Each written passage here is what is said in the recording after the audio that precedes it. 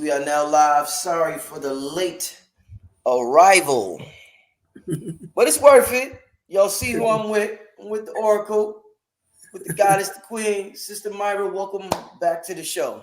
Thank you. Thank you. Always a pleasure to be here. Thank you, Brother Rich. Indeed, we got a pouring show. I see y'all rocking hard in the chat right now. We're gonna get to it. Let me just get to a few commercials, then we're gonna get rocking. All right, fam. We're gonna have a good show tonight. Make sure you hit the like button, share the video, tell your friends and family. It's going to be fun, not just a learning experience, but it's going to be fun at the same time. Let me get this to this commercial, and we'll be right back, family. All right. Hey there! Had a bad dream? I have dreams too. Some parts are scary and some parts are fun. Always remind yourself, it's only a dream and everything will be okay. I had a dream about being in a forest too. Check it out, my pet Petey was with me. Order your copy of Kayla Petey and the Forest on Amazon today.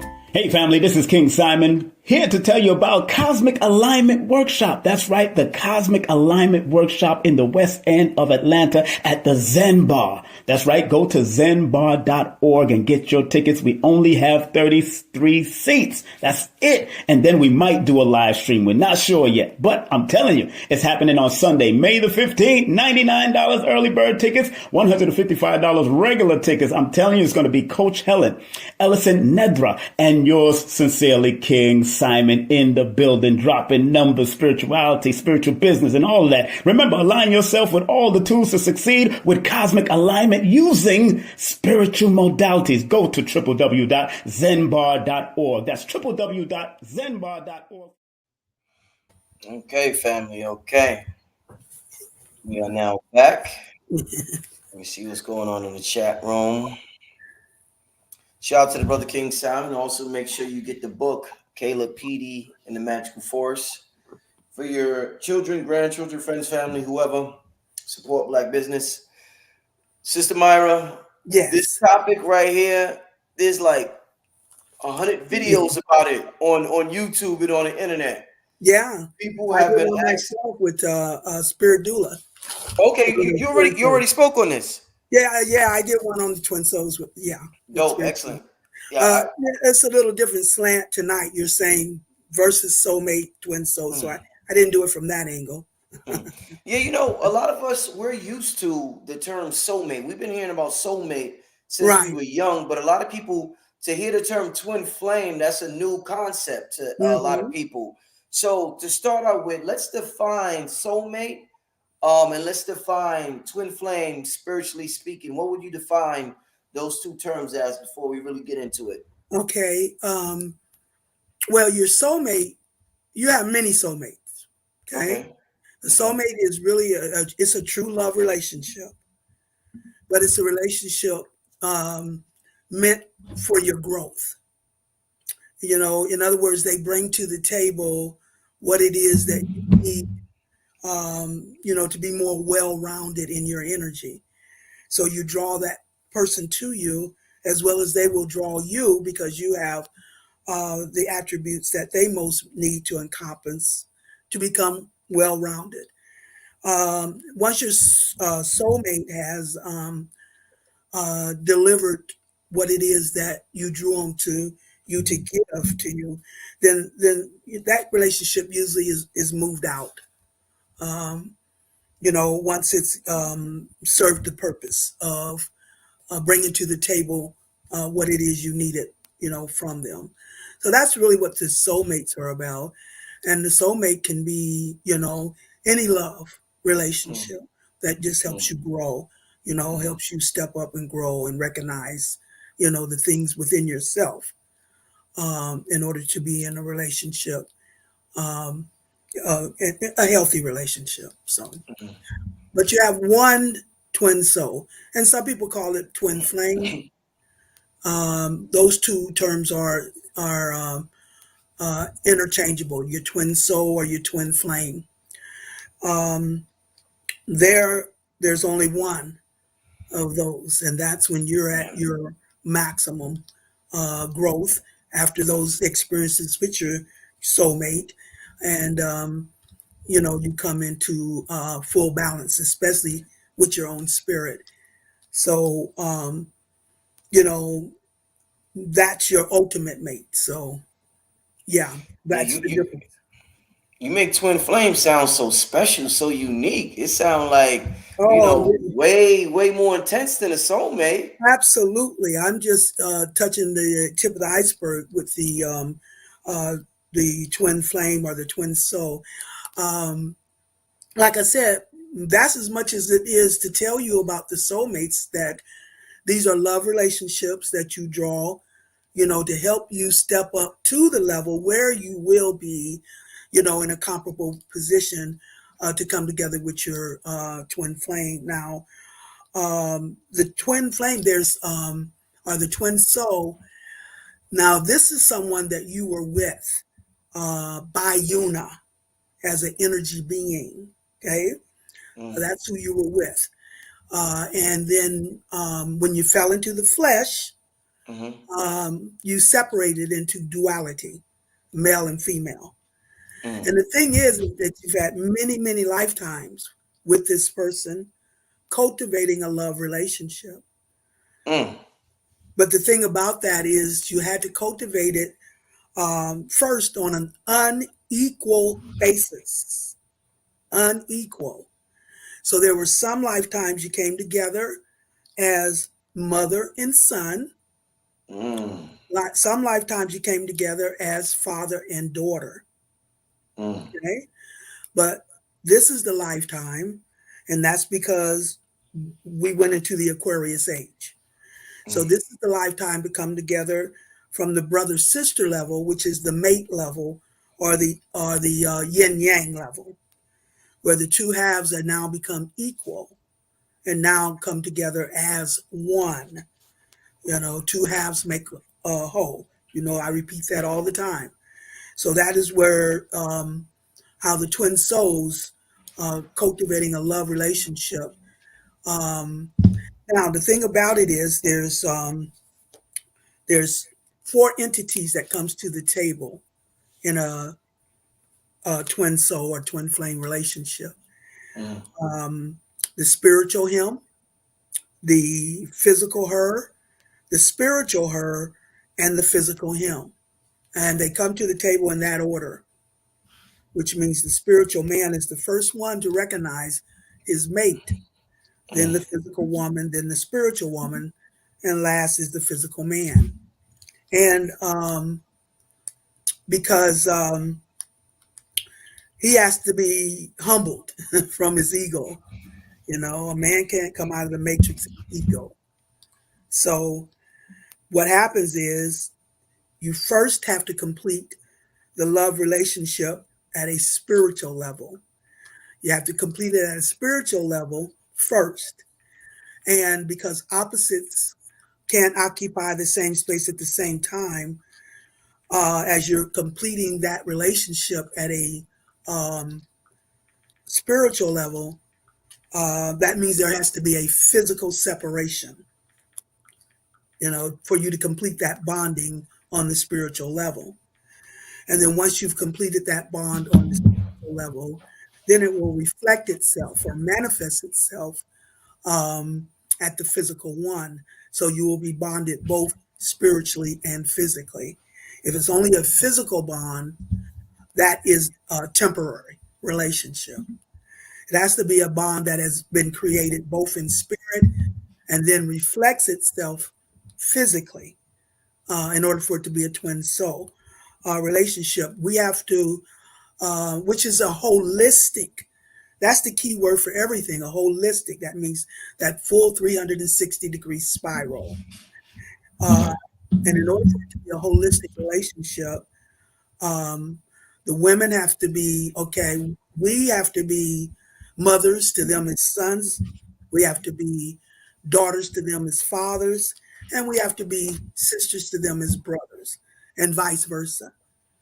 The man has to be father to us as daughters, sons to us as mamas, and brothers to us as sisters. Those are the three levels that the relationship has to be balanced on in order for it to be a holistic or a complete relationship. And the last leg of that would be the brother sister, which is actually the yin and the yang, where the two halves become equal and now can come together as one.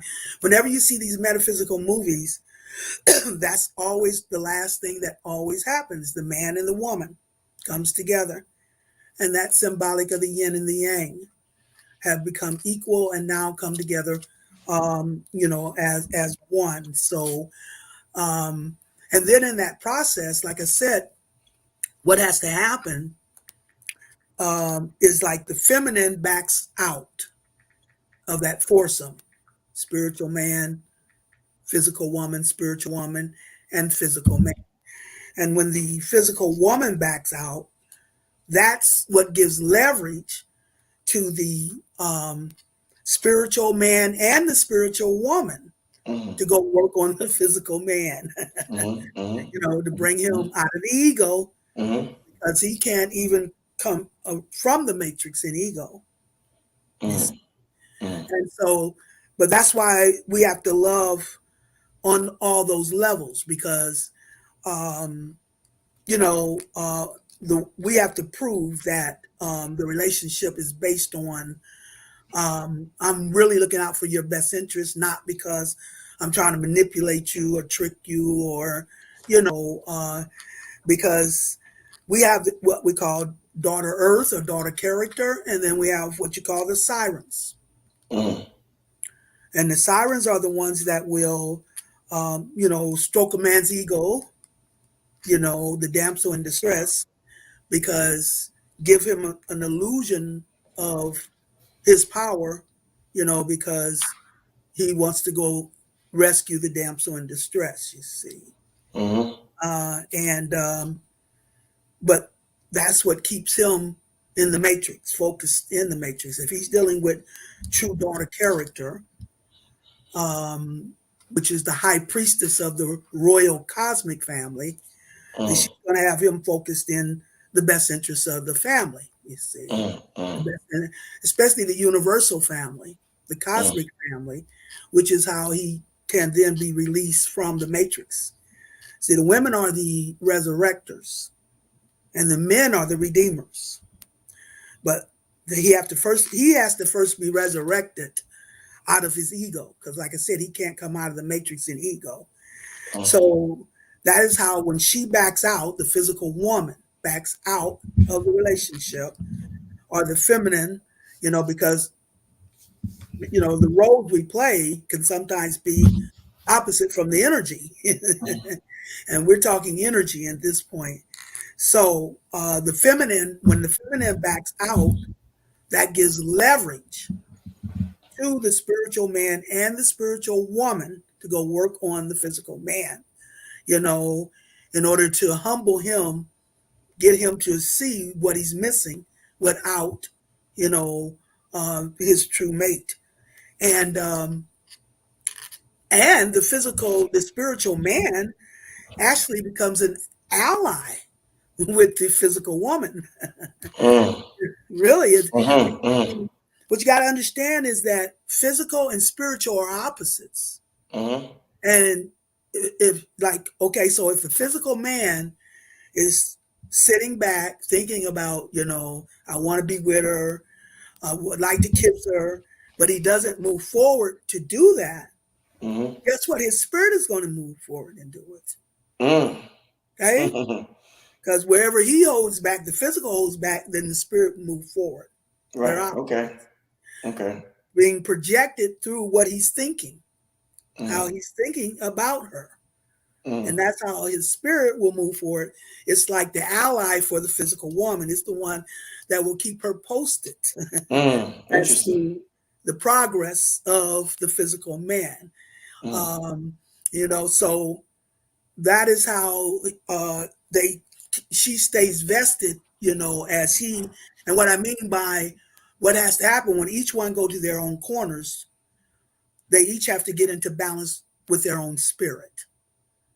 So usually the woman is going to be the first one. Like I always say, Trinity was out of the matrix first, you see. And I always say, if Neil didn't have a Trinity, he would still be in the matrix.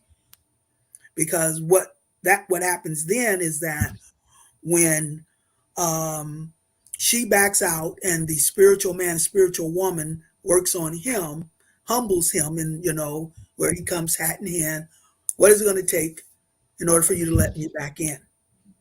This is where the woman sets standards. She's actually the high priestess of the universal family. So she then sets standards. This is what it's going to take in order for you to gain the love of the high priestess. These are the standards you're going to have to rise to. That's his resurrection. As he rises to meet those standards, to claim the love of the high priestess, that's his resurrection. And that then releases him from the matrix. And now he gets a perspective of who she is as the high priestess. And that's where he redeems her value, or lifts her up in her value as the high priestess. That's the process that the twin souls have to go through in order to, come into balance. Like, he's got to come into balance with his spirit, and she has to be in balance with her spirit. Okay, so she usually will do that first, and then that is how she influences her mate to do the same thing. And only then does it is released, and then he redeems her and lifts her up in her value. That is the process of the twin souls. And until he's in balance with his own spirit, he's still a peasant boy. If he's not whole, he's not royal. And the first level of wholeness is in balance with your own spirit. That's how you step up to your royalty. And until he does that balance, he's still a peasant boy. And there are going to be spiritual chaperones keeping them apart, making sure that they don't get together until he qualifies, to gain that hand of the high priestess. That is the process of the twin souls. So she is resurrected. She resurrects him, and then he redeems her. And you've already heard me talk about this, in reference to the Matrix, where Trinity kisses Neo external and resurrects him from the dead, or resurrect him from the illusion of power, or identifying his power through his ego. And then because she knew, because the Oracle told her she was going to fall in love with the one, and she was in love with him. That's how she knew he was the one. But she had to part that knowing to him. She had to pass that knowing to him, because the Aquarian age, in its balance with Leo, you have to know your royalty in order to activate your royalty. You have to know your power in order to activate it. So that's why the Oracle pointed at the door, above the sign above the door, and said, no, you're not the one, and point to the sign saying, know thyself. Until you know you're the one, then you're not the one. So he doubted. He was trying to identify himself as the one through his ego. And so she knew. So that's how she imparted that knowing to him and resurrected him from the dead, or the illusion of power through his ego. And then in the second movie, The Matrix, he goes internal. First, he removes the bullet, or the impurity, from the internal. And then he goes back in and massages her heart. And then that's when she opens her eyes and says, now we're even, which means now we're equal. And now we can come together as one. And they're telepathically connected. She's in the background, or like the internal, and giving him the guidance through her wisdom. And he moves out as the sun and exposes the power, guided by her wisdom. So that's what they were demonstrated in the movie The Matrix. That is what it's about. That's how, that's the process of the twin soul. There's something that, and I keep neglecting to mention to you guys that I do have a book. And in the book, I want to read this part. I have the chapter called The Twin Souls. And So this book you wrote? Yeah, Is out or is not out? yeah, it's out. It's on my website. When they go to make an appointment, Oh man, why you ain't tell me, yeah, Queen? okay. I Man, why know. you ain't tell me? And then I had some. Some of my students and clients say, "Why you didn't talk about the book?" And I was, "Oh, I forgot." And then I still Man, forget every time I So would this have time, I would have and the been only got reason I it. really remember this time, you still can't see it too well, but What is a perfect what reflection? perfect reflection, a Oh holistic man. view. That's what the name is, and Sister and Myrah, everybody gonna buy that tonight. No, I'm serious. Everybody gonna buy that tonight, Sister Myrah. Come on, I'm gonna buy well, it. Come on. the reason I'm mentioning it tonight is because the Twin Soul chapter, when I started off, and plenty, they've already been buying, Brother Rich. They have been. I mean, I'm just astonished how things have, just taken off um, in the in months. I'm saying in months, Um, but yeah, this one here, this Twin Soul, and I started off with this. This is from it's a book. I got this from a book. It's it called from the book Hermetic Magic by Stephen Eldrin Flowers, PhD, and I call it the original Twin Soul story. And first part of the epistle, from Aberrus to Ammonot. I know I can't pronounce that word. Ammonot. Well, let me not even try. But anyway, here it goes. I'm going to read this. And this is what I call the original story of the twin souls. It said, before time began, before nature moved upon the face of the void, God the mind dwelt in darkness and solitude. As an egg in space was the mind.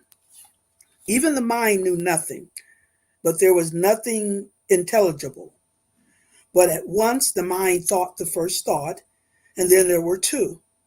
And between these two, the mind, who is the bridegroom, and his bride, who is his thought, and whose lips drip with honey, because she is wise, did all intelligent things come to be.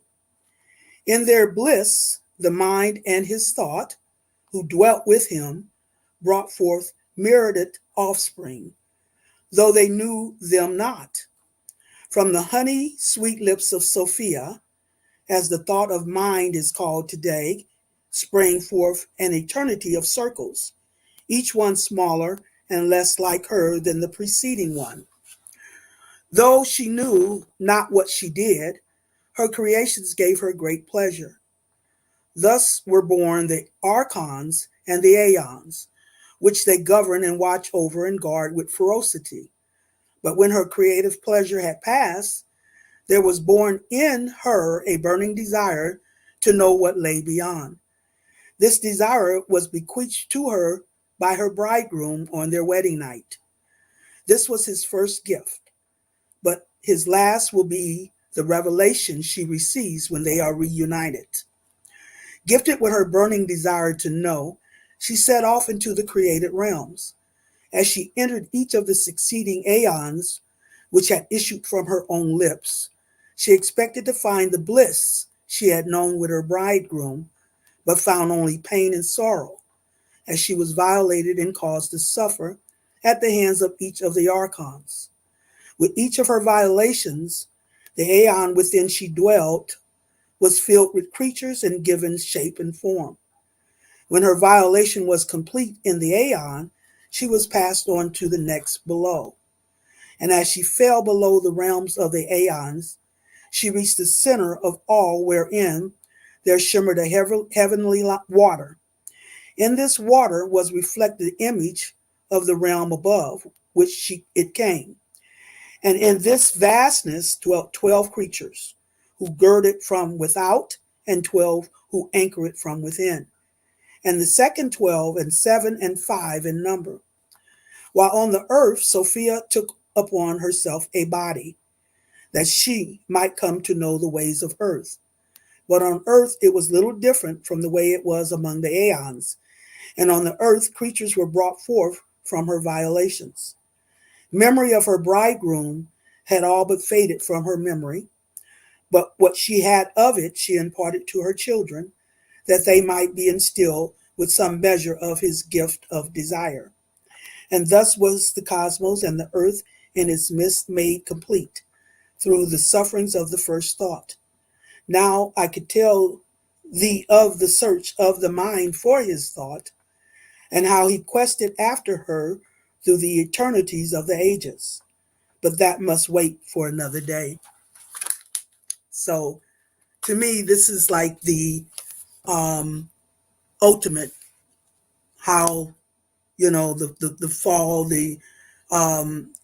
how she fell, the aeons, the suffering, the violations, falling from the high to the low, like the high priestess falling down, as I say, Cinderella, the peasant girl status, and how he in quests after her. And the thing is that there's some, another thing I always forget to do is to mention particular movies that I always say you can get information from, in this premise. And one of the first ones I want to mention is called What Dreams May Come. That's one that can give you a good view of the relationship between the twin souls.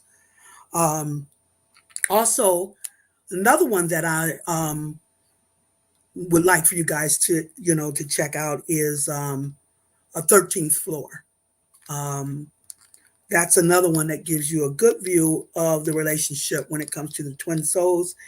And especially when we're dealing with this one here, gives you more of insights when it comes to the different levels that you can connect, when it comes to connecting with your mate at a higher level.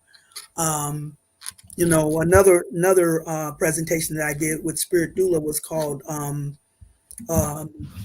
This Is It, Superseding the Illusion of Time, because it's really not about time, it's about levels, you see, and operating from a multitude of levels, you see. As your energy vibration goes from one end to the opposite end, the balance of those polarities, that's the key to everything, Yes, go ahead. Is there any sign, because I know you do with astrology also, are there any astrological signs that make the perfect environment for twin souls to meet each other in this realm? Like if this sign meets that sign, then like, damn, this may be a twin flame because I'm a Virgo and that signs of that, or I'm a Leo and that signs of that. Does it work like that? Not exactly, because anytime you're dealing with something on just one aspect, one perspective, that's always physical.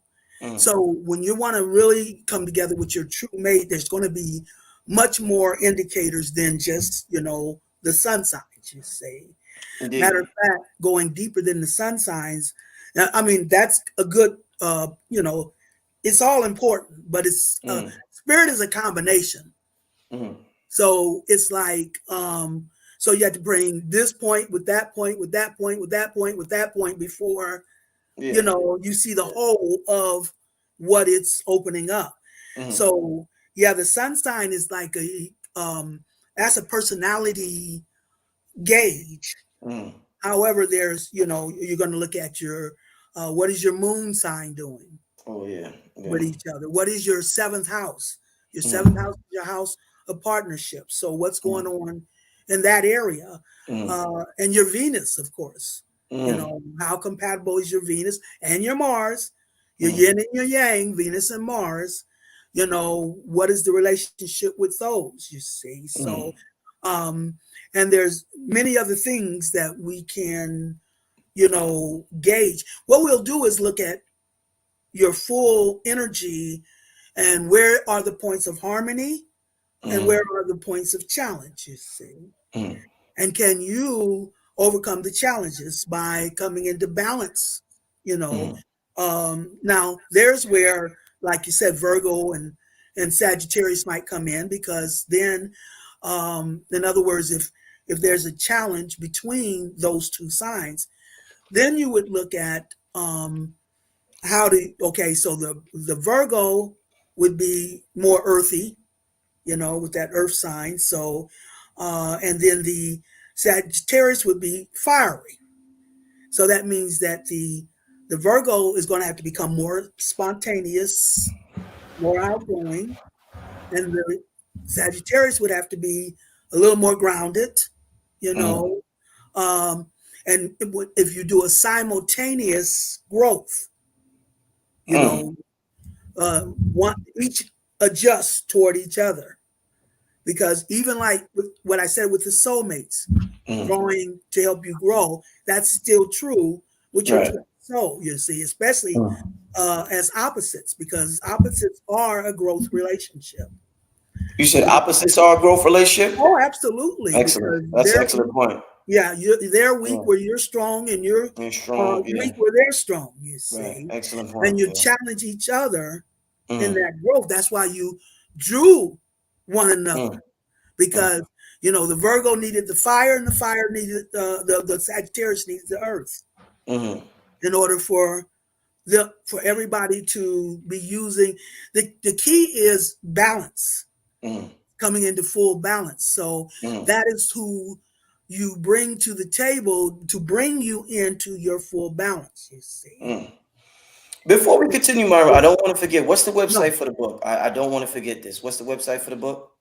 Oh, it's the same one, SistarMyrah.com. Oh, SistarMyrah.com. www.sistermyrah.com. The same place they go to make the consultations. For the readings, right. For the readings, it's there.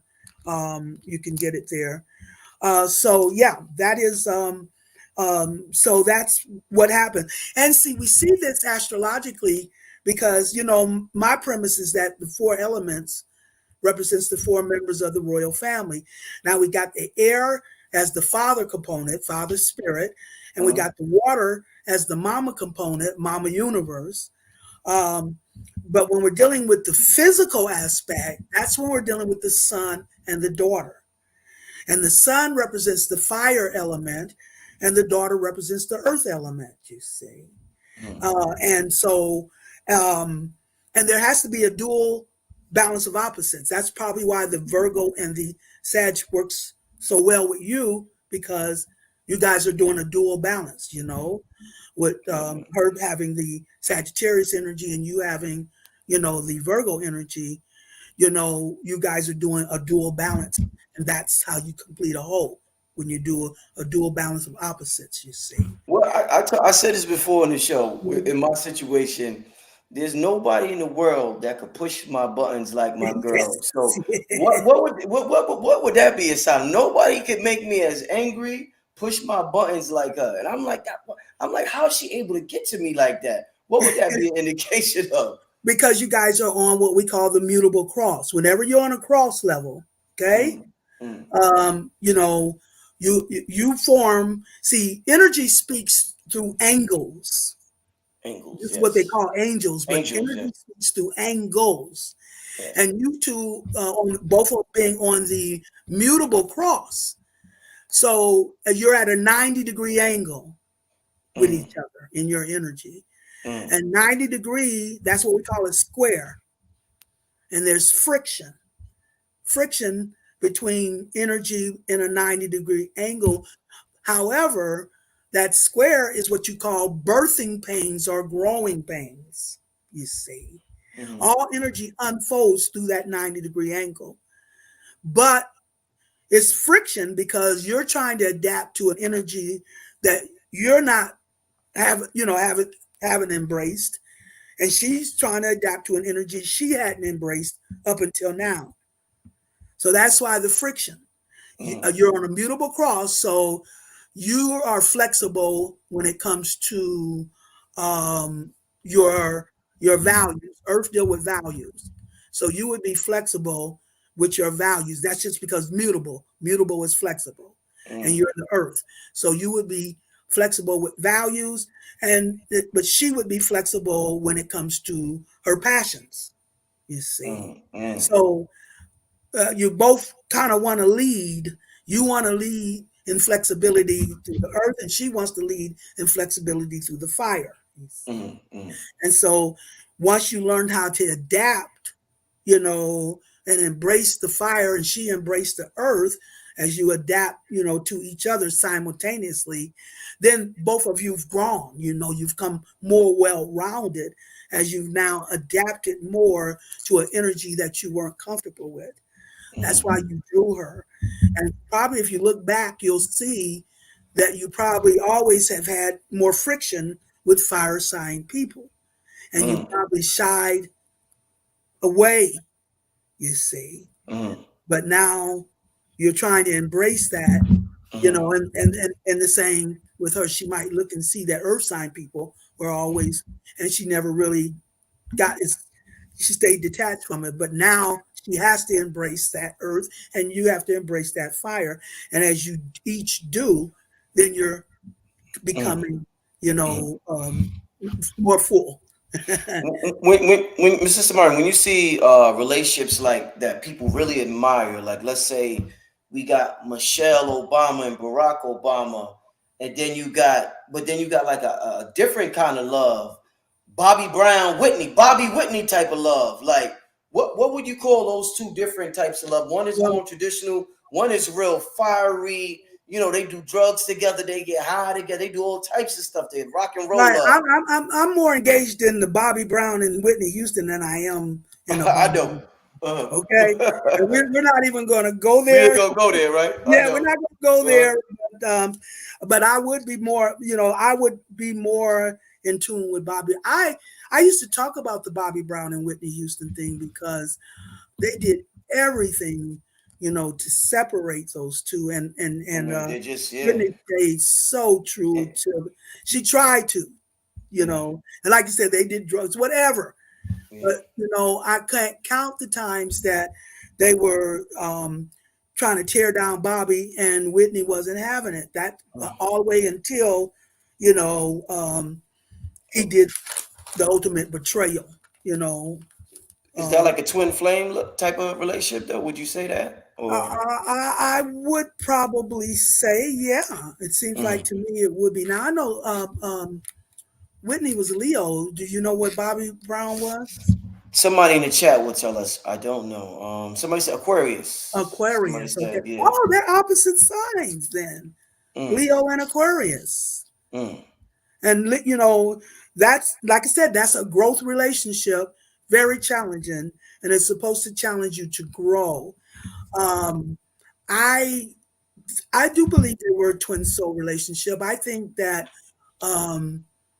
lower forces had a vested interest in undermining that relationship, and it really took a lot for that to happen, But he ended up getting her manager pregnant, and I think that was finally. That's what happened. Okay. Yeah, that was the final straw. He got her manager pregnant, and that was the final straw to that relationship. But I think that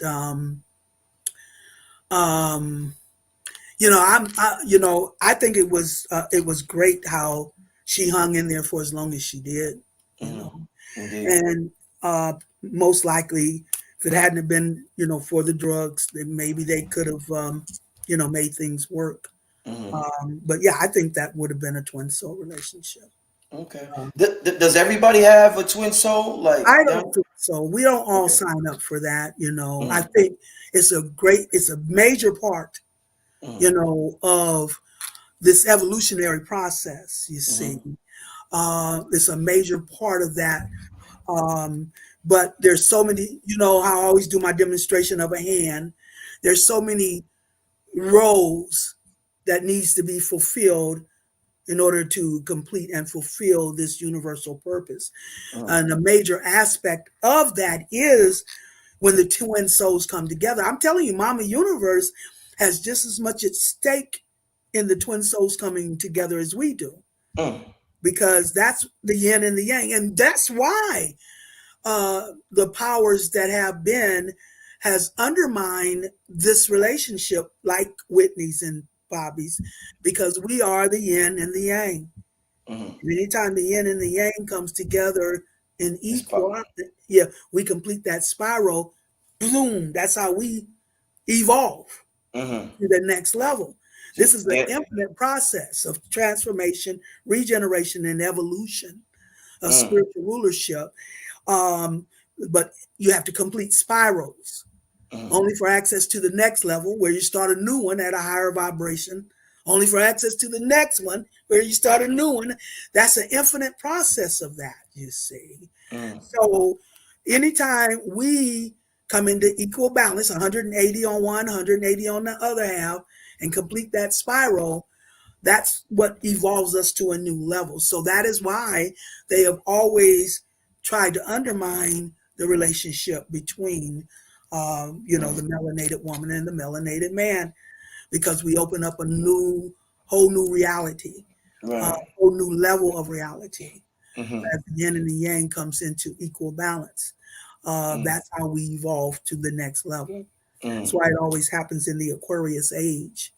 Aquarius is the sign of evolution. And its opposite is Leo, the creative ruler.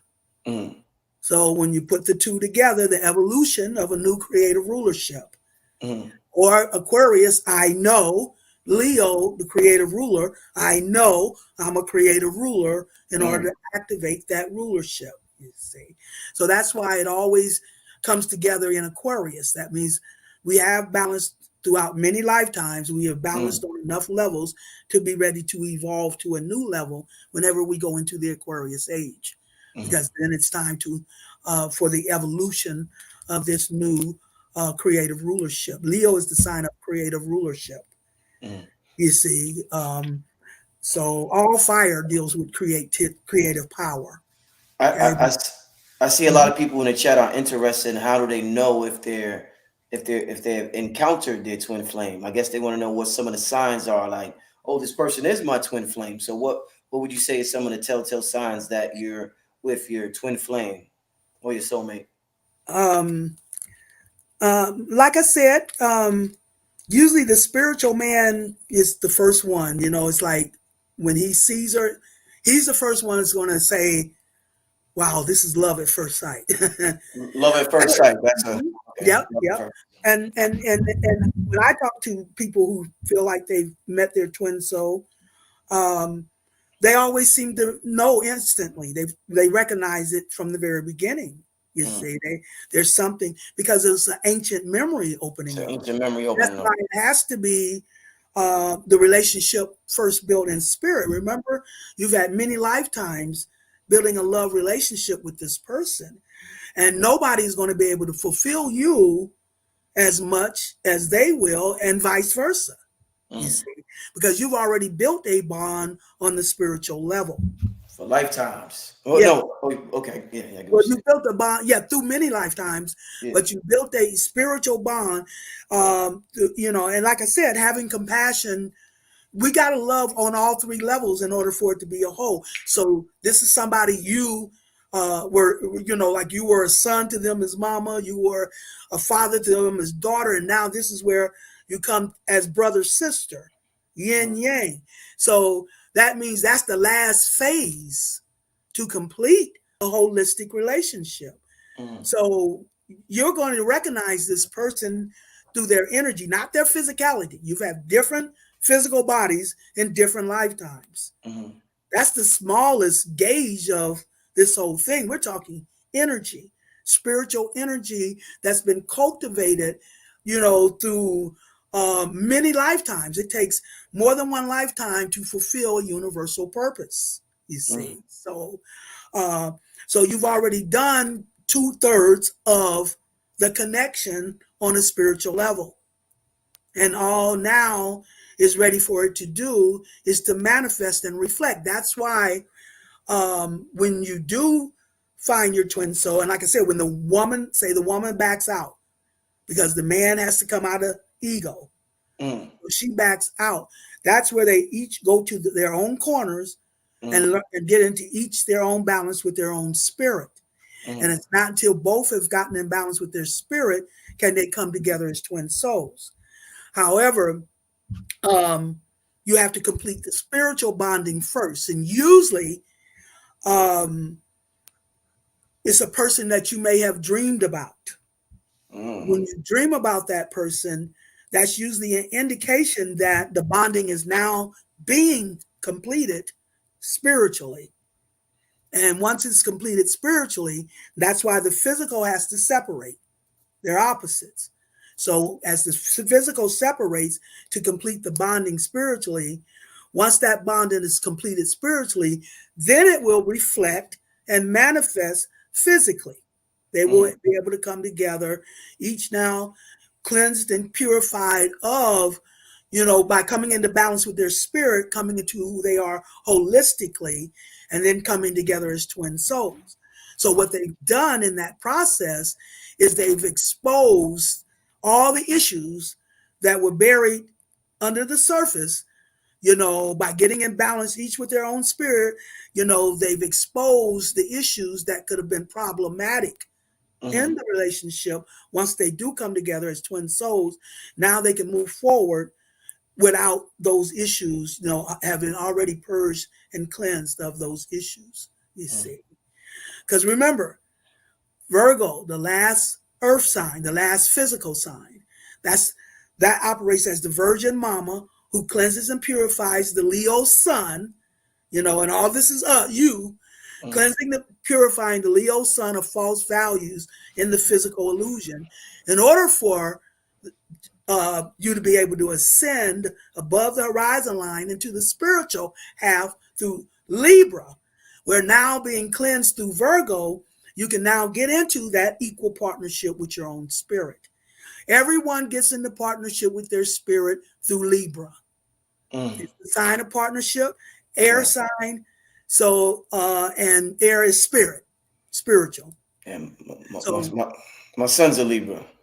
Oh, really? Oh, yes. That's cardinal sign. That's cardinal sign.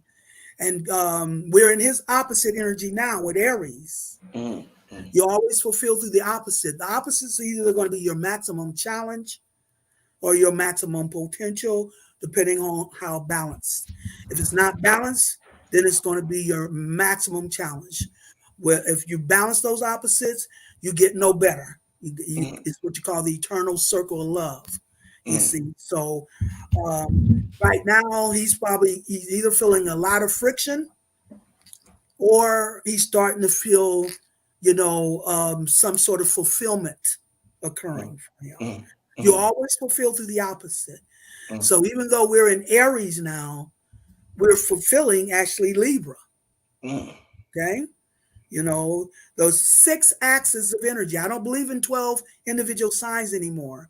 You always have to pool energy to create spirit, Father's spirit. That's why he says, where more than one is called in my name, so shall I be, Father's spirit, you see. So you have to pool energy. And the more you pool the energy, the bigger the spirit you create. So the first one is to pool the balance between you and your own spirit, you see. And everyone, the rest of the spirals will stem from there, you see. So, but you have to, so I don't believe in 12 individual signs anymore. It's time for us, because it's time for us to evolve. It's time for us to step up holistically. That means, we have to combine energy. So you first started with that opposite, balancing opposites. And then once you do the opposites, then what we're looking at, especially with the twin souls, them coming into balance with their spirit, their mate coming into balance with their spirit, and then coming together, like I said, that dual balance of opposites, then coming together to create the twin soul relationship. And see, that happens in Libra. And then once we come together as twin souls in Libra, your mate comes into balance, you come into balance. The next energy is Scorpio. And Scorpio is the sign of bonding. You actually bond in Scorpio. Twin souls actually bond in Scorpio. And Scorpio is the energy of transformation. So once the twin souls all come together and bond in Scorpio, the intent, Scorpio is the sign of extremes and intensity. So once they come together and bond in Scorpio, the intensity of that bonding is what activates the transformation, what the Mayans call the crossover, the celestial ship of the north, where it crosses you over to Sagittarius, or the great creative place, where you come to the abundance or the fulfillment of your power, because Sagittarius is the last fire sign, and then Jupiter is the planetary ruler, and Jupiter brings in abundance, and it's the great beneficent. Everybody gets their blessings through Jupiter, okay? But a very optimistic energy. Sagittarius is very optimistic energy. And so you have to be optimistic to tap into it. If you're pessimistic, if you're thinking pessimistic, you can go right up under it, right up under your blessings, you see. Let me ask you this, because I want to get to Q&A soon. I know a lot of people in the chat got questions. Yes. But what if your twin flame passes away? And this is like an aspect of your soul, that you said the soul split into polarity. Do you pass away soon after that? Because I know there's cases where a person's mate dies and then they go right behind their mate. Yes. So does that usually happen? I've heard of cases like that. I've heard of cases like that, but that's not true for everybody. Everybody's on a unique purpose. And that's what we mean holistic, because every aspect has to be brought into the picture, you see. But we each have a unique role in how we contribute to that. So yeah, you're going to see some cases where that may happen. However, we're talking energy. Remember, we're not so much talking physicality. So depending if that is truly your twin soul who passes away, it just takes it to another level. Now you can make a connection from the spiritual realm to the physical realm. That's all. It just changes. It changes the range of connection. Remember, the formula of creation is the equal balance of opposites. Anywhere you can balance opposites is where you create that 360 spiral. 180 on one half, 180 on the opposite half, completes that 360-degree spiral. And it just depends on the range. Like you have the physical twin souls, which, their range will not be as strong. It's still strong, don't get me wrong. But if you get a relationship where your twin souls and one of the mates pass away, then they go on the spiritual level or the realm, and then they connect to the physical vessel as their twin soul, you see. So then balancing between those levels. So it expands the range now of the balance. Okay. So no, it's not about them passing away right afterwards, that although, that can be some cases in certain circumstances, but it just all depends on what is the role that you're contributing to the whole as twin souls. Look at me rhyming like a I see you. But what is the role that you're contributing to the whole as twin souls? That's the question. And so that would depend on what level or what range you need to balance, in order to fulfill that objective or that agenda. See, we agreed, like I said, we were energy beings, we were bi-una, and we chose purposes and missions before we fell into the flesh. And we're the ones who designed our charts. So we will come in and experience the energy that is going to contribute toward the purpose that we agreed to serve, the contract we made with the universe, and the purpose we chose to serve. So the twin souls has to come together. That's why I say Mama Universe has as much at stake, because the twin souls That's the yin and the yang. When they come together, that's where the evolution occurs, you see. So what she's doing, is moving out relationships that were based on physical criterias.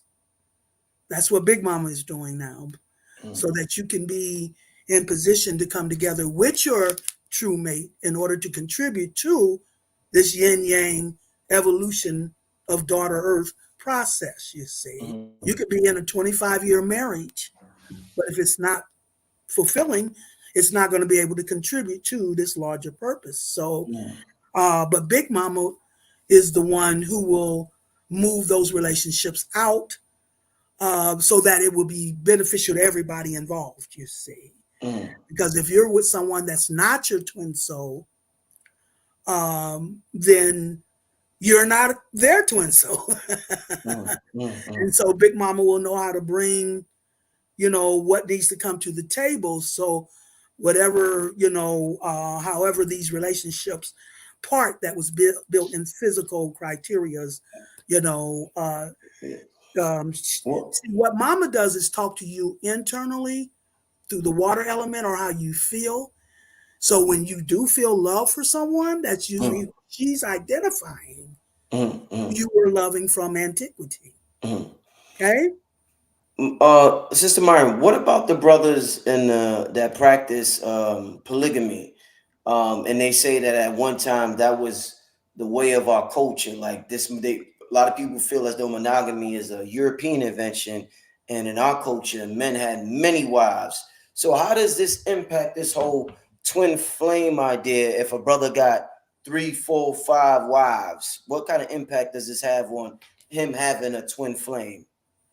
Well, I mean, those are still physical criterias. They're doing that based on physical criterias, you see. But what I'm talking, goes even beyond, those physical criteria. Like I said, a man can't come out of the matrix in ego, and I don't know. I mean, I suppose, I never really, I've always heard about it and all, but somebody said he got somebody said he got a bunch of soulmates. Somebody said, and see that it's hard to understand whether or not what's going on with that is ego. That's I'm sorry, that's the man's Achilles heel is his ego. Okay. Women we were wounded. Men were wounded in their ego, and women were wounded in their insecurities. Okay? So because melanated men are the most powerful beings in the universe. And their creativity shows in this physical reality. That's why they're so good at everything they do. Because they represent the fire element overall, which is the sun, which is the energy of creativity, our creative powers. So they're, I use the movie Flight, Denzel Washington. Okay. And in this movie, he's a pilot, but he's a drunk, and the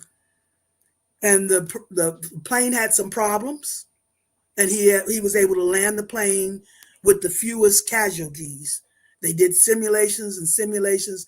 Nobody would have been able to land the plane with as fewest casualties as he had, but he knew he was good, and he was so in his ego that nobody could, talk to him, help him. I mean, problems with his wife, his ex-wife, his son, just everything bad all the way around because of his ego and all the people that tried to assist him, because he was so good at what he did that his ego would not even allow him, to humble himself.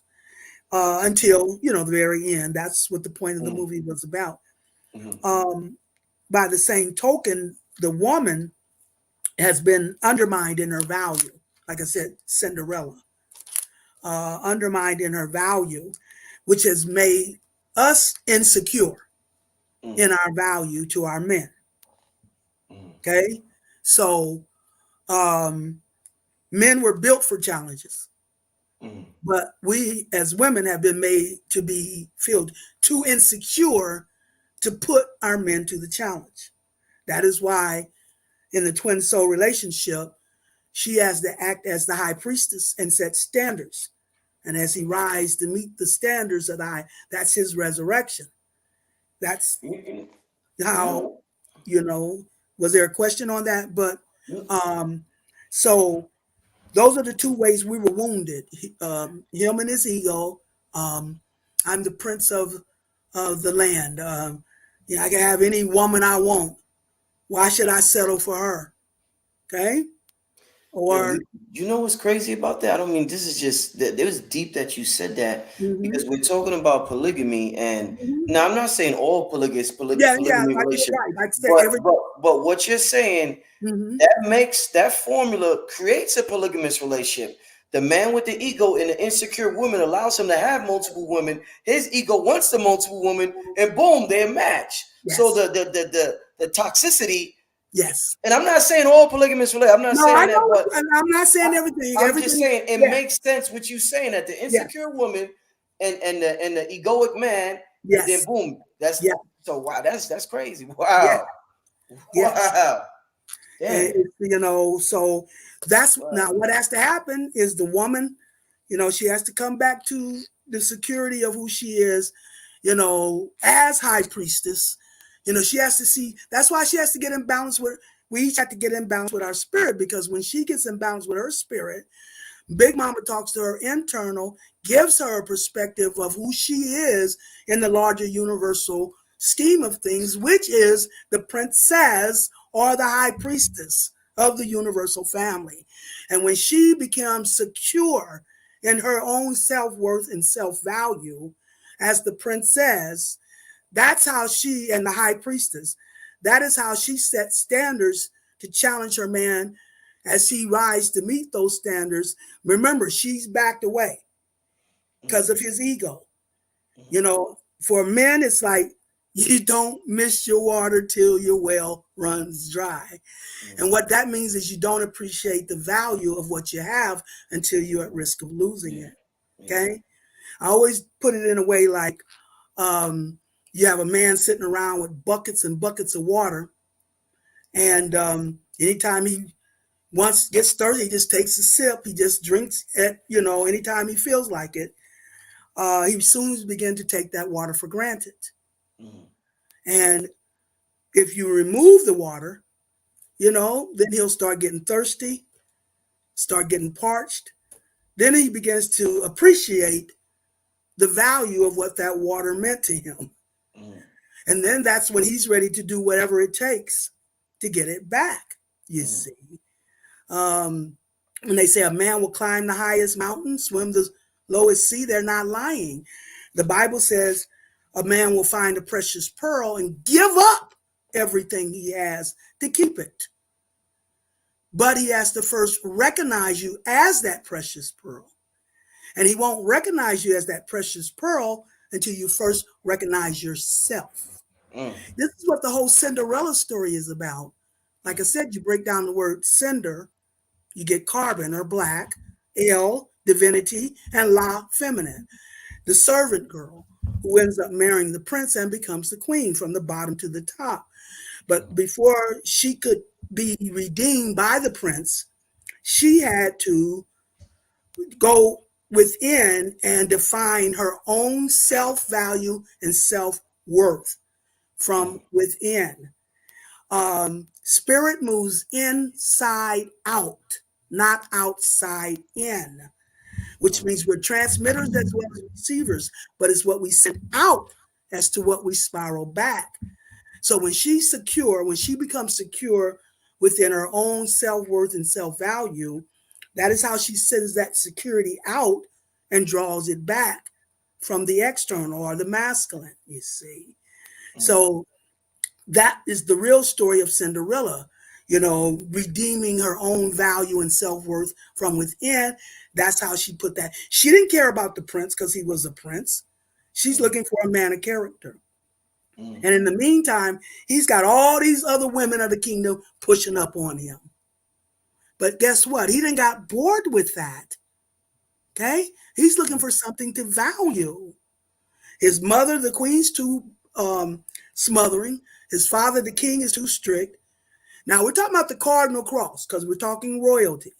So Cinderella would be Capricorn. The stepmother would be Cancer in opposition to her. And then the two stepsisters would be Aries and Libra. Aries would be the pushy stepsister. And Libra would be the ice princess, the pretty one. Nobody can please her. Okay? And that's that 90-degree angle. Anytime you're on the same cross, this is the cardinal cross. Then you have those 90-degree angles and those oppositions. That's all you have with the crosses. You see a 90-degree angle or oppositions. Aries opposite Libra, Capricorn opposite Cancer. So he's looking for something to value, but she's appalled at the prince because she's lady character. She's looking for a man of character. And he's arrogant. He's full of himself. He's ego, he's the prince. So she's constantly preaching at him about that. You don't appreciate the people in your kingdom. You look down your nose at them, so she's steady preaching at him and backing away. Now that's the negative polarity, is the feminine polarity, which means backing up. When she backs away, the positive polarity, that's what pulls the positive forward, you see. So he's intrigued because she's, you don't even want to give me your name, me, the prince, he's not used to that, you see. He's used to all the women, but she's backing away because she wants a man of character and he doesn't fit that bill. So he has to do what it takes to convince her he can be the man. That's the setting the standards. And that's how he rise. I can do it. I can, I can be the man you need, you see. And my favorite Cinderella story, watch it, called Ever After. Okay. Called Ever After, a Cinderella story. And in the very end, and he denounces her too at the ball and everything. When he finds out her real identity, he denounces her as well. And but in the end, he can't, he can't be fulfilled. He's not happy without her. So in the end, when he comes to, to reclaim her love, that he gets down on his knees and says, this is not me, the prince. This is me, a man in love, begging a man in marriage, you see. So that is, Cinderella is telling you the process of the twin soul, you see, and how that works. So, yeah. What do you think? Because you talk a lot about the melanated man and the melanated woman. What if, and I used the example of Bobby and Whitney earlier.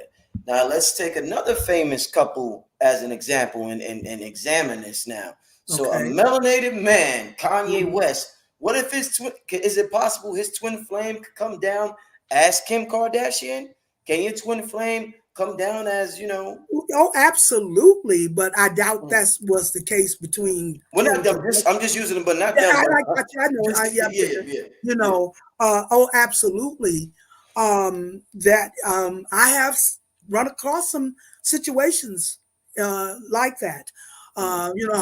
In my practice, I've come across some of everything. And there's been, quite a few cases like that where the person can come down, they can come down in an inferior body, because they may serve a purpose that they need that vessel to serve a particular purpose. That's why they had to come down into that body to do that. It's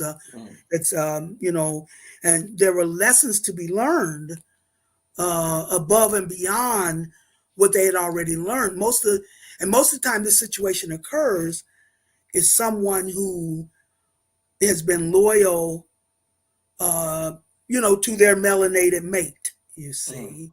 So it wasn't a matter of their loyalty in that perspective, but it was a matter of them being able to recognize their true mate no matter what form or body they show up in. It's all about recognizing energy more so than the physical body. Sometimes we have to learn that lesson, in that way, you see.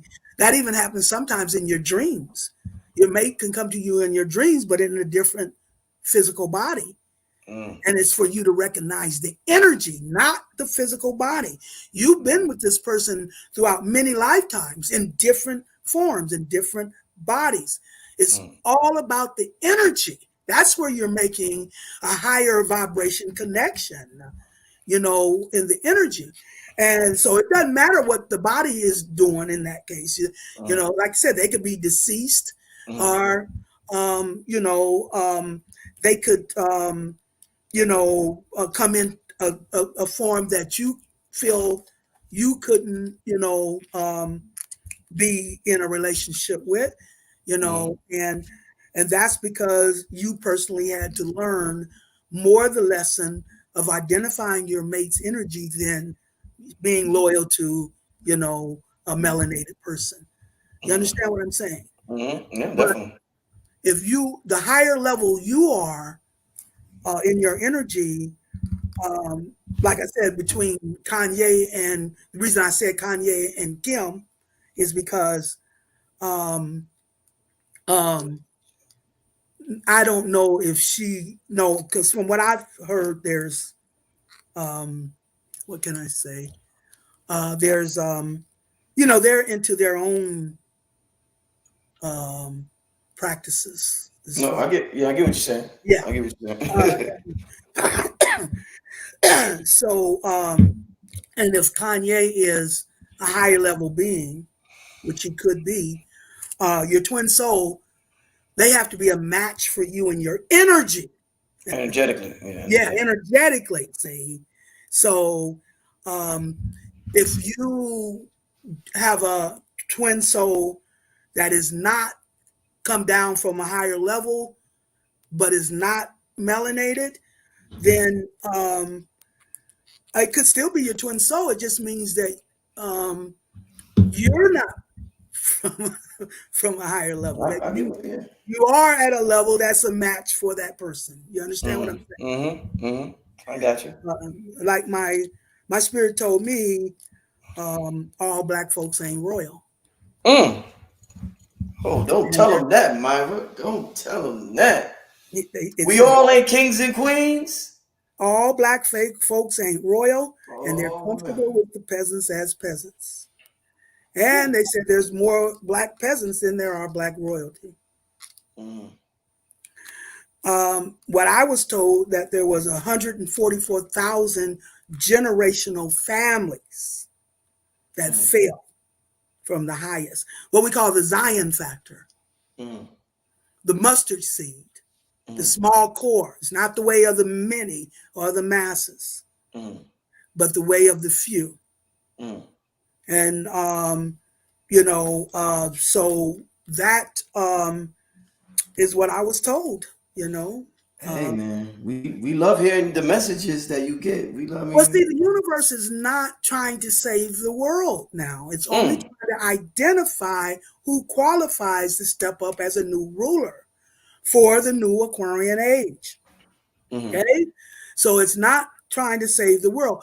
Once it identifies new rulers or new rulership, see, it's going to be a new rulership what's going to reverse the energy rotation from a mundane physical illusion of power to a spiritual, creative, and royal empowerment. And once that energy changed by a new spiritual rulership, then the other, everything is going to evolve in kind. I mean, it's just always going to be levels, you see. So we just evolve the earth to a new level. And even those at the bottom are going to still come up, you see.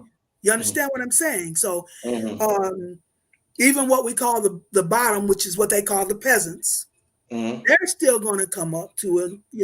Now we're going to be under a spiritual rulership based on righteousness, balance, you see, value, and the 4 elements gives you the 4 components of the highest vibrations. Like the fire is the passion to protect righteousness. The earth is character. The water is compassion, and the air is righteousness. Those are the highest. The 4 elements are the highest vibrations of the royal level of the universe, and as high as you can take your vibration to those highest components, is how you step up and are able to activate energy from the royal level. But you have to do it, in righteousness. You have to do it in harmony. You have to do it in character, and you have to do it. In other words, you have to step up to the righteousness of that highest royal energy in order to tap into it and access it. You see, yes. So we gonna I want to get to some Q&A. Y'all been asking questions on that. We're gonna get to some Q&A. We had about 2,000 in the chat. Everybody, thank you for logging in, viewing. To have 2,000 people watch a show of this topic, like Sister Myrah said, this is a new paradigm, and hey, I guess I want to be part of the new rulers, Sister Myrah. Oh yeah, and honey, it's fast approaching. I'm telling you, things have already turned, going into Aries. It's just going to have to become more perceivable, because Aries is the first sign in the physical half of the astrological. So that means we're getting ready to see the spiritual energy and spiritual warfare now coming up in opposition to, the ultimate corruption of or abuse of power.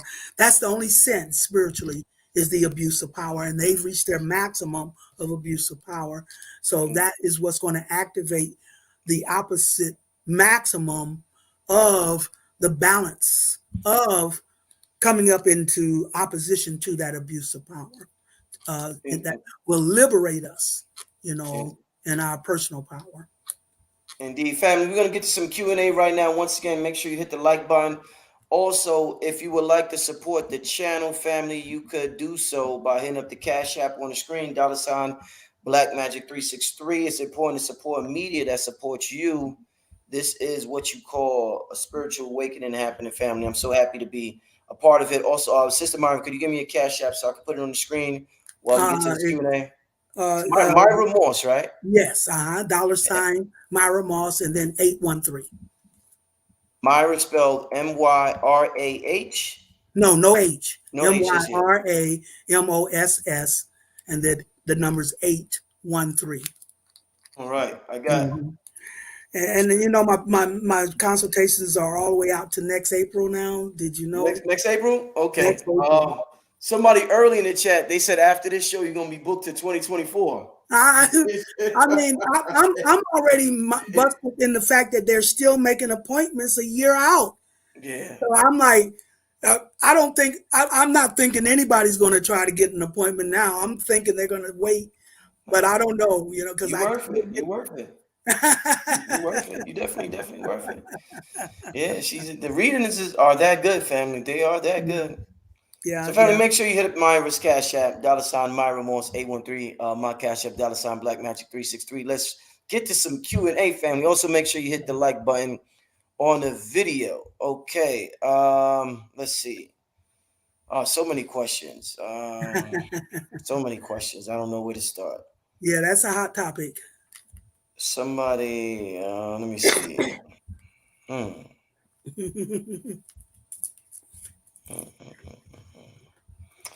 Okay, can a person align masculine energy and feminine energy to create a twin flame within self. I don't quite understand that, but I hope do you understand that? Okay, can they align a Masculine. masculine and to create a twin soul within themselves? Yeah, I don't know. Hey, look, when it comes to spirit, I don't count anything out. I let spirit teach me. And there's been so many cases that have come to me that has boggled my mind. I'm like, is this really possible? And from what I was watching Bobby Hammond today, and he said, if you can think of it, this is what Bobby did today. So it's funny that question came because he said, if your mind can think of it, then you can create it. Okay. All right, So let's get to the yeah. next question. Can a twin soul be seen in the birth chart? How do we see this if this is true? Seen in comparison, like if you put birth charts side by side, and we are so used to, as physical beings, using physical criteria to prove something spiritual. You can't do that, people. I'm sorry. There's no easy answers to give you step by step on how to, get into or identify, recognize that twin soul relationship, because that's where you build that unique relationship with your own spirit. It has the ability to get through to you in a way that no one or nothing else can when it comes to what you need to learn and taking those steps to get to your twin soul.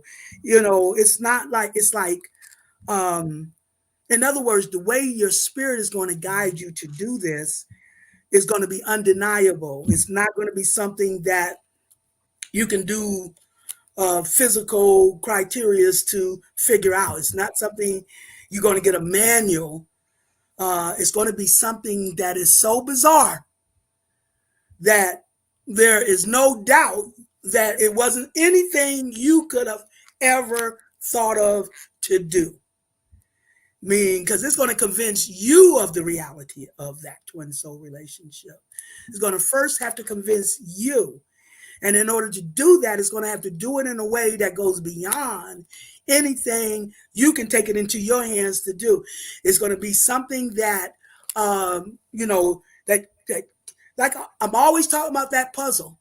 So your spirit will bring you a piece of the puzzle, and none of it makes sense, but it's connected to the twin soul or a relationship. Then it'll bring you another piece and another piece. And as you put all those pieces together, as you start putting those pieces together, it starts making sense. Oh, wait a minute. I was shown this before, and now I've been shown this over here. And, but those two pieces do come together to make sense. But it's not until you start putting the pieces together does it start registering what it is that your spirit is opening up on your path.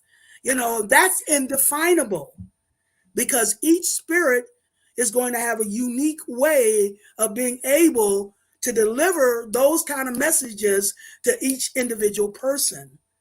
We're all on a unique journey, and only your spirit is the one that can give you that personal. There's no blanket answer for everybody. Everybody has an individual path that only their spirit is the one that can guide them. But see, spirit is like it works backwards. It works backwards from what you're used to. In the physical, spirit is opposite the physical. So, and you probably heard me tell this already, because I do repeat stories a lot, because these are stories spirit give me to make the points when I'm trying to make those points. And the story about how you're trying to get to an appointment downtown, and you're going to catch the bus to that appointment. And, but everything seems to be an obstacle to you getting out there, catching the bus. Your alarm clock goes off late, and you're rushing around. You can't find one of your shoes. Finally find that. You can't find your keys. Then you get to the door's stuck, struggle to get out. You finally get to the bus stop and you just miss your bus. Now you're upset, stressed out, can't make the appointment, go do whatever you're going to do. You come home later that evening, turn on the news and find out the bus you were trying to catch has been in a serious accident. Some people got killed. Some people got injured. That is when you have a V8 moment. Oh, that's why my spirit wasn't going to let me on that bus. But it wasn't until you saw the end result or the completion or the fulfillment of what your spirit was trying to keep you from, participating in, do you realize it, you see? And that's how spirit does. You get the realization. It's like a V8 moment. Then you look back and see, oh, that's why this happened the way it did, because that was how my spirit, was guiding and protecting me, but I'm focused on my conscious purpose, while my spirit, can look around the corner. I can't. It has a broader view. What the spirit is going to teach you is how to trust it, not to know, not to understand, not to figure out. It wants to teach you a trust relationship with your spirit, because very soon there's coming a time when spirit says move, you're not going to have the luxury of second guessing it. So right now you need to be in training and learning how to flex those muscles by listening to the guidance of your spirit, and becoming so secure that whenever I listen to my spirit, things go right. If I don't, then, something bad is going to happen. You have to get in that mode. When I first started training, my spirit first started training me. I was living in Atlanta, and it trained me on a mundane way. It said, why don't you go to the movies on Sunday? And I'm like, okay, I'll get me a Saturday paper because it's cheaper than the Sunday paper, to see what's coming on. And that Saturday, they threw me a paper. They didn't throw me one before or afterwards. That's really what my spirit wanted me to see. By the same token, I'm coming out of the grocery store one day and the spirit said, go back in and get you some light bulbs. I'm like, I'm not going all the way back in there and get me no light bulbs. Of course, when I get home, my lights blow out.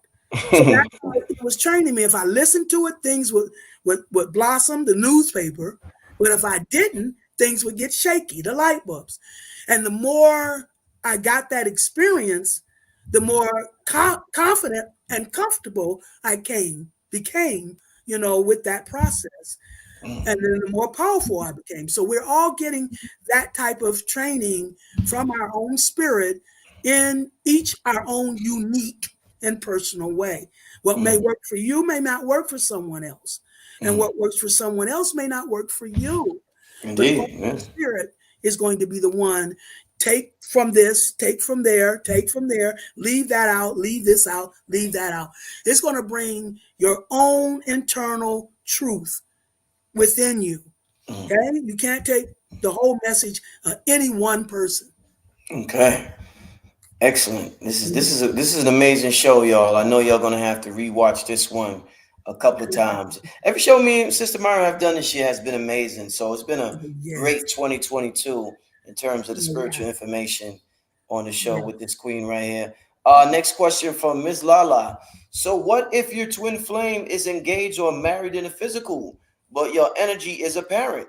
Any clues that manifest into the physical for one to know that they are really a twin flame? Ms. Lala wants somebody's husband, man. Whoa, okay. Well, I just told you. You talk to Big Mama. Yeah. Big Mama is the one making you feel what you feel from your ancient memory. And she has just as much at stake as the real twin souls coming together than we do. Because the yin and the yang has to come together in order for the earth to evolve.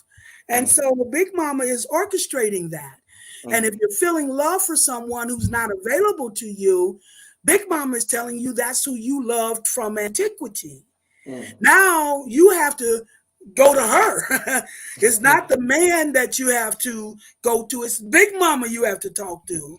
and say, Big Mama, this is the one I'm feeling the love for.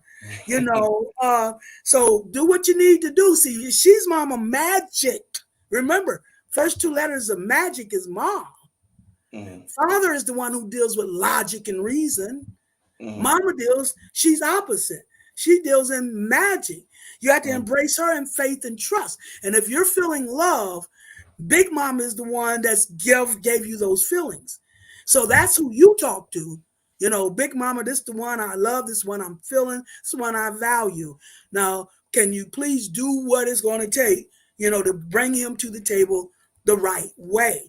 You don't take it into your hands. You have to keep your character. You have to keep your integrity. But you have to have trust and faith that if this is the one Mama is identifying as your twin soul, then Mama will be the one to work the magic to make it come together. That's where you have to sit back at peace and secure. And remember me telling you, when the woman backs out, how that gives leverage to the spiritual man and the spiritual woman to go work on him. Oh, this is what I want. This is when, you know, when my spirit told me, you know, to go to the movies that Saturday. Let me tell you, the movie I went to see was called First Night. And I didn't know why I would go see that movie, but I learned a valuable lesson in that movie because men are creatures of logic and reason as to what to do with their fire or their passions or their desires. Women are the ones who anchor the value of love or our feelings, the earth and the water. So it's like the men, logic and reason, and sometimes they can be very fickle about what to do, you know, when it comes to their passions, you know, with their logic and reason. So we have to be the ones to anchor them in the value of what they feel, you see. And the reason I went to see this movie First Night is because in this movie, it was a page. There was these knights, and they were doing jousting contest. And every time this one page that all the men wanted, every time they would come up to her and say, I'm going to go out here and I'm going to win this contest for you, you know, to express my love. And she yarn, oh yeah, okay, right.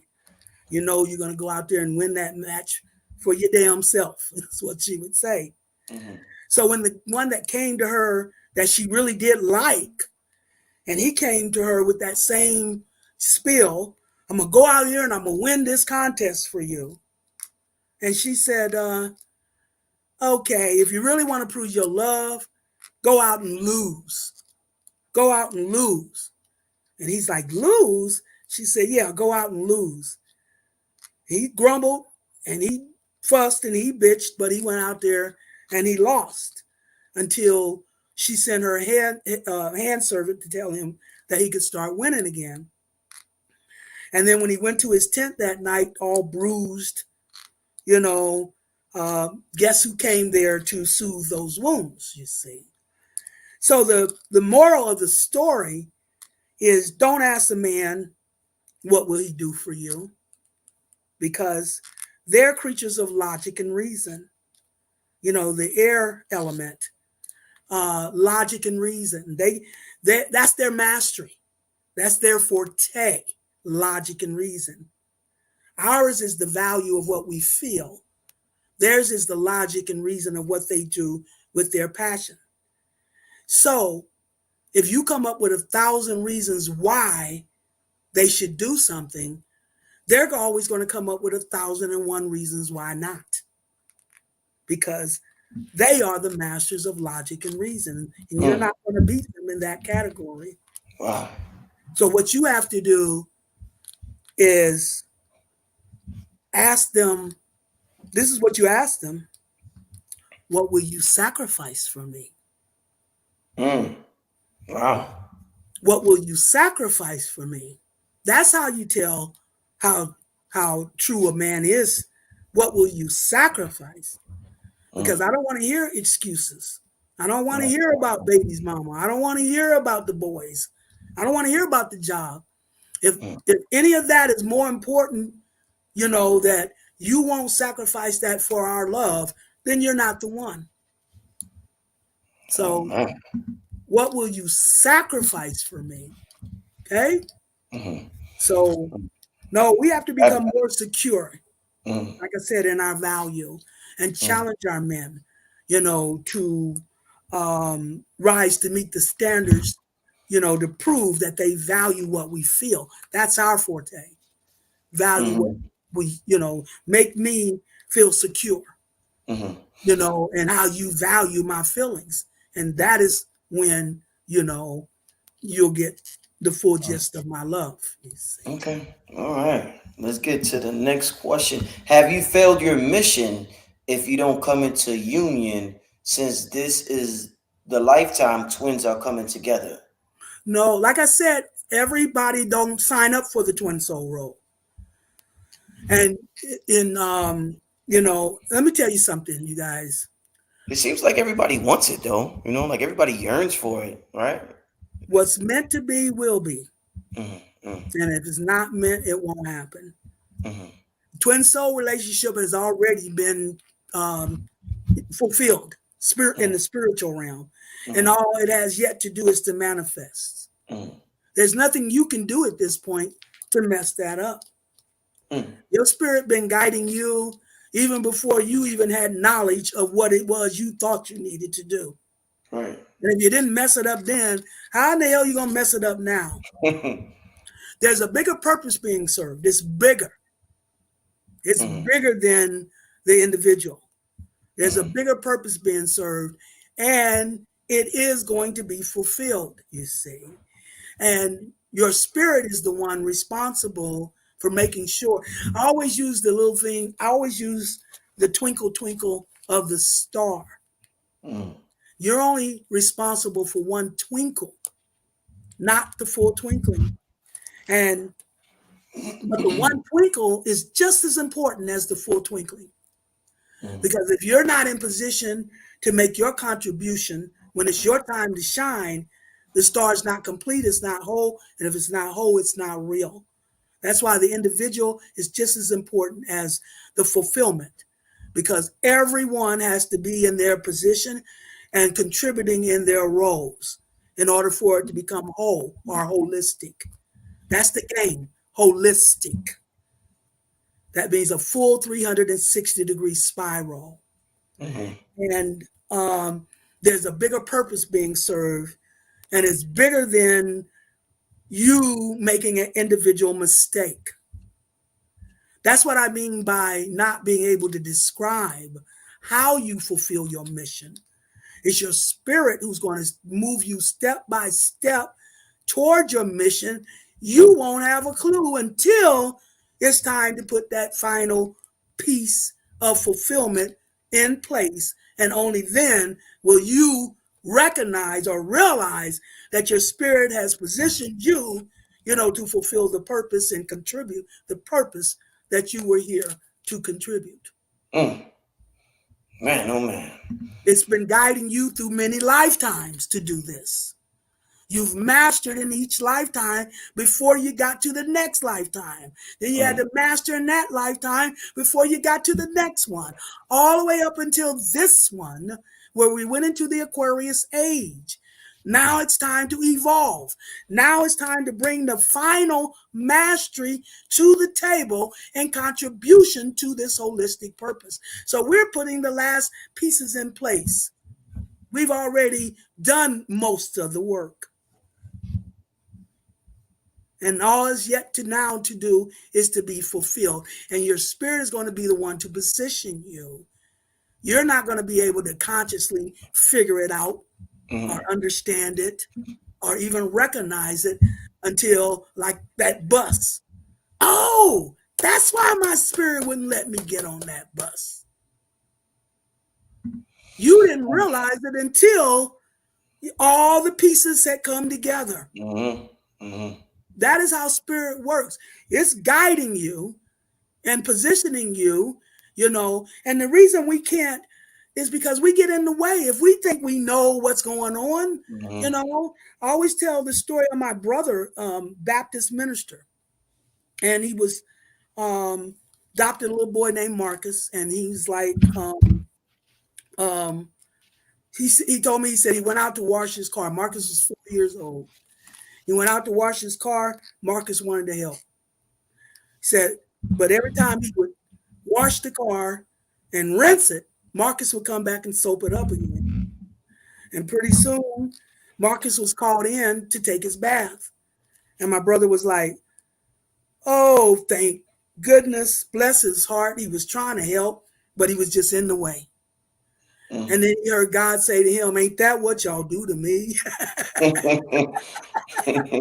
that's what we do to our spirit. When we think we know what's supposed to be happening or how we're fulfilling our mission or our destiny, you know, we are really just in the way of where spirit is trying to take us, you see. We just get in the way. We just got to let go and, you know, and let spirit, you know, it's time for us to relinquish trying to control this operation, because we've already done our half. It's spirit's half now. We've done. We've been the vessel. It's physical sacrifice that opens up spiritual reward. That's the ultimate polarity. We've completed the half of physical sacrifice. We did that through the 1900s. 19 is the number for collective alchemy. This is all an alchemy process. Spirals. What goes around comes around. You know, it's all this is about, you know, completing spirals or cycles. So the negative polarity, that's the physical sacrifice and struggle that we were under throughout the 1900s. Yes. And then, you know, we went into the 2000 phase, and that was like an incubation period until we got to 2019. Okay. What day exactly again? What day? Well, just the year 2019. Oh, okay. 2019. And that's what then led us toward, because you know my thing about the 21. So 19, 20, 21. 3 is the number for magic. So when we went to 19, 20, 21 was where everything culminated, all our past lives. The world card in the tarot deck, number 21, 12, 21, 21, which then issued us into our spiritual mastery in 2022. Awesome. We're stepping up to our spiritual mastery. We've completed all the struggles and sacrifices to the 1900, you see. We've completed our half of the physical sacrifice and physical struggle. And to the same extent, and not just this lifetime, and all our past lifetimes, wherever we've struggled, wherever we have sacrificed, now is about to be balanced out equally in spiritual reward and spiritual empowerment. So every area you suffered is going to be the same area that's now about to be rewarded. Excellent. It's polarities, honey. The balance of polarities, the negative and positive polarity. Balancing. That's the key to everything, is balance. There has to be an opposite reflection. That's why my book is called A Perfect Reflection. There's one visible, one hidden, one conscious, one subconscious. As above, so below. As within, so without. It's all about equal. But see, what a lot of people don't understand is you have to complete the first half. You have to complete the half before you activate the opposite half. So it's not about this stuff, commingling. And we've done that. We've completed the sacrificial struggle half. And now it's time to be matched in opposite reflection in spiritual reward and spiritual empowerment. Things are about to get really good. As bad as it's been, is as good as it's about to get. Awesome. But you got to know that You got to Loving it. know that. Yeah. Okay? So Loving you it. can't mess this up. Can't mess this up. Hey, Whatever family, if purpose you you serve is the purpose you signed up for. Okay? indeed. Whatever your spirit has put you in a position to contribute when it comes to spiritual righteous, those four components. Look at the four elements to understand the four components that has to be completed within you in order for you to become whole and become that royal ruler. Okay? Awesome. Let's take two more questions before we get out of here, family. This was oh man, I can't wait to meditate, do my little thing after the show. I Wow. go outside and just get some air and stuff like that. Oh, This is yeah. awesome, family. This is as good as it gets right here. Let's get to Galactic Indigo Goddess, and she wants to know, can a twin flame arrive late in life? Good question. Yeah. I'm going to keep this to myself, but you guys are really trying to make it personal here. Uh-oh. But I'm not going to expose. Yeah, absolutely.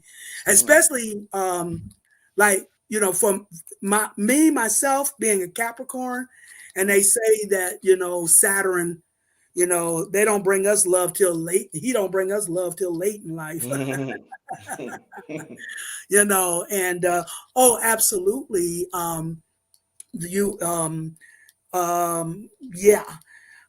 It's when you're ready, and it depends. I mean, we're talking faith. See, I'm at the age when all this is happening, for a reason. But wherever age you're at right now, we're here. This is it. We're at the time of fulfillment. This is it. And whatever is going on, is where you're supposed to be.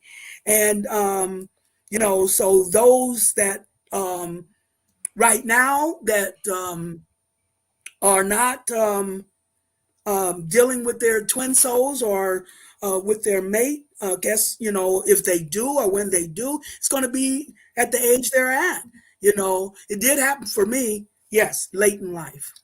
And you'll have to really get my book to find out, We're going to have everybody get that book. Perfect Reflection. Yeah, I have to get my book to find out my own personal story, but my love did come late in life. And it did come, in a way that we had a previous question about. Wow. So I'm being very cryptic here. But I see. But you guys are asking questions that's hitting straight to my heart because it is things that I've experienced for myself. I was born at 11:45 a.m. I always say I was 15 minutes ahead of the rest of the world. So whatever it is that I'm experiencing, the world is going to experience it soon after.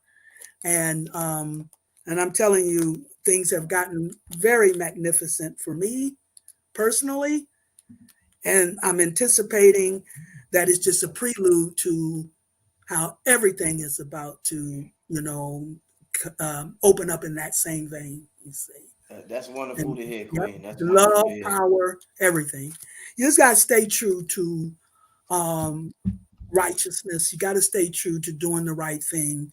You got to stay true to your character. You got to stay true to your love, your compassionate love. And you have to stay true to, having the passion to do the right thing. And you do those four things, and your spirit will give you the practice. That's what it's doing now. It's giving you the training. It's putting you through certain exercises that will expose, your choices as to how you're stepping up to the plate. I tell my clients, your spirit is not trying to teach you to figure it out or to understand or to know. Your spirit is trying to show you the results you got when you walked on your own in the physical versus the results you're about to get as you get into partnership with your spirit. As you step up holistic, the whole universe is contingent on being holistic. That means the balance of two halves. Two halves make a whole. You see, you're always fulfilled through the opposite. It doesn't matter what it doesn't matter what kind of opposite. Like you could have Saturn and Jupiter. Jupiter's expansion, Saturn is restriction. That's planetary level. If you bring those two together, but it's got to be equal. Nothing's bad. It's being off balance that causes friction. If you're off balance, you have abuse on one end and neglect on the other end. So everything is about balance. There's always going to be an opposite reflection. So whatever you're dealing with on one end, it just opened up to that magnitude on the opposite end to come back in return. Energy transmitters as well as receivers. What we send out is what we spiral back. Spirit is spiral. What goes around comes around.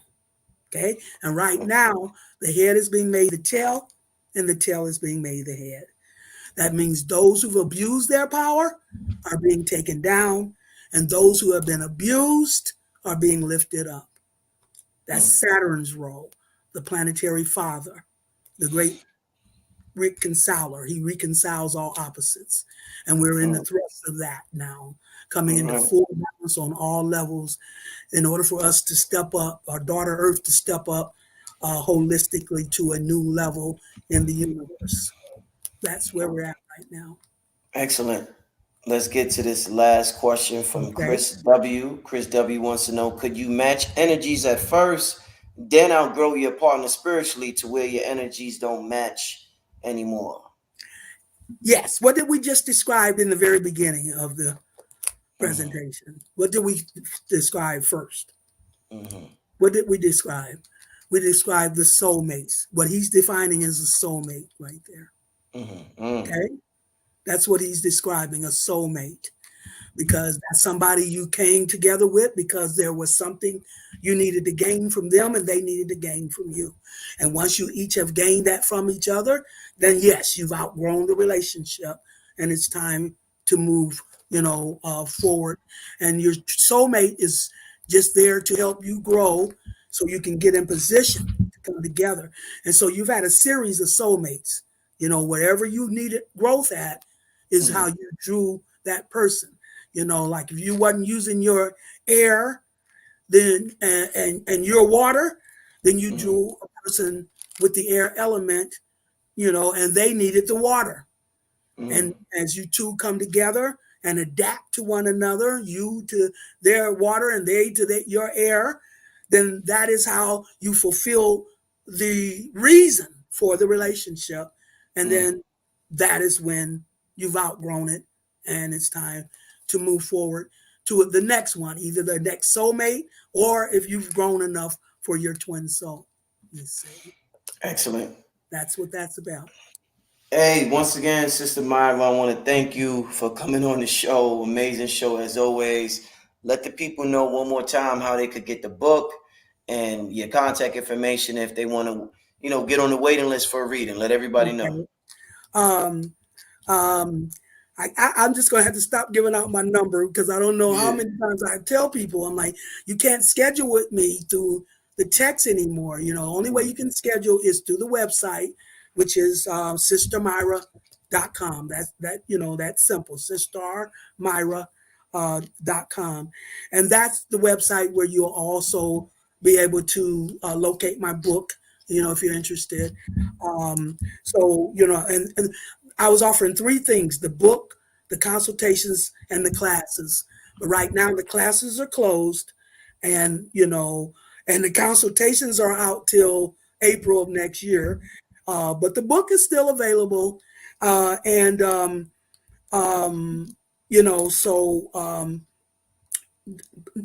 Please don't text me for consultations. Please don't text me or call me for consultations. Now, if you want to ask the question, I'm good with that, through the text message, because, I don't take phone calls, but I will respond if you have a question through the text message. But I can tell you right now, you can't text me and get a consultation. That's not going to happen. But the number 336-965-0180. That's where you can text me at if you have a question. However, you know, you don't need to try to get a consultation that way, because it's just not going to happen. But that's it. That's it. That's all the contact I have. Oh, my email is mossmyrah@yahoo.com. No H on Myrah. So mossmyrah@yahoo.com.